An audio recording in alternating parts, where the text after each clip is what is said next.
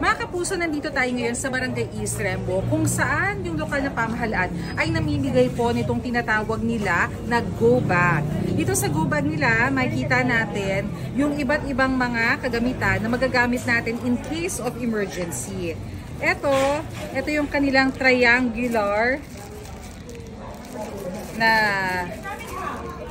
bandage. Tingnan natin kung anong laman sa loob ng kanilang first aid kit.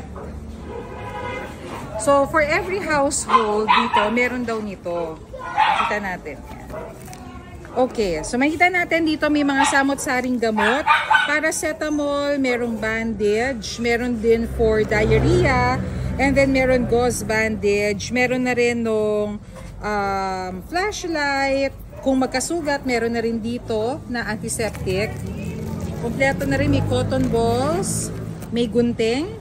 And then, merong pito na kailangan niya in case of emergency to call the attention of authorities or mga kamag-anak.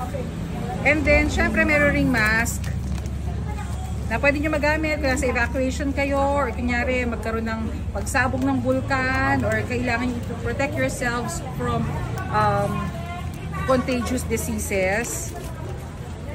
And ito, meron din ditong elastic bandage. Ito yung laman ng kanilang go bag.